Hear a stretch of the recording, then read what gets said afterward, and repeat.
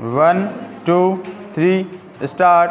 अध्यक्ष महोदय, मैं आपका बहुत आभारी हूँ कि आपने मुझे इस अवसर पर सदन में बोलने का अवसर दिया है। यह जो प्रस्ताव सदस्य महोदय ने यहाँ सदन में पेश किया है, उस पर दोनों तरफ के लोगों ने अपने अपने विचार प्रकट किए हैं। मुझे खुशी है कि आज दोनों तरफ के लोगों ने एक ही आवाज़ में इस प्रस्ताव का समर्थन किया है।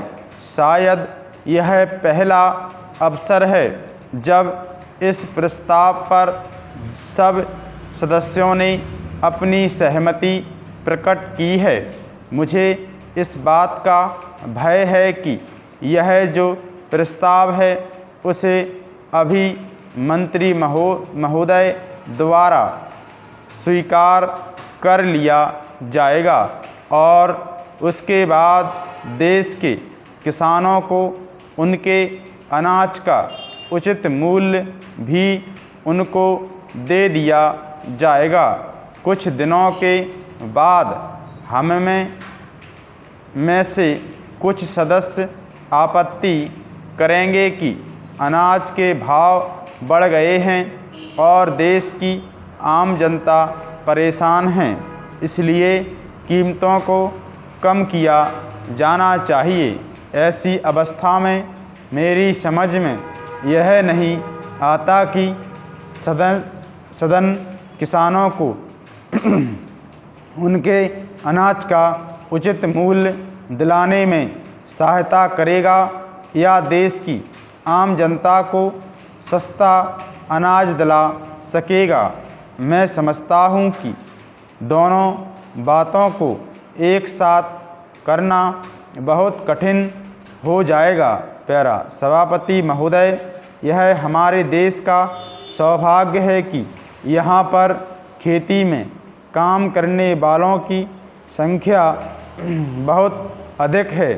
अभी कुछ समय पहले हमारे योजना मंत्री ने बताया है कि देश में बेरोजगारों की संख्या बहुत बढ़ रही है, जिन्हें हम खेती के काम में लगा सकते हैं।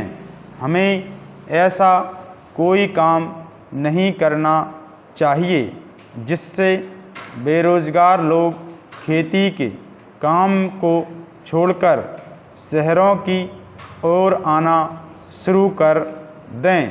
मंत्री महोदय के कहने का यह अर्थ नहीं है कि हमें खेती में काम करने वाले किसानों को अधिक से अधिक सुविधाएं देनी चाहिए, जिससे वे अपने परिवार का पालन अच्छी तरह से कर सकें और अपने बच्चों को पढ़ा सकें। एक समय था जब इस देश का किसान कर्ज में पैदा होता था, कर्ज में बड़ा होता था और कर्ज में ही मर जाता था।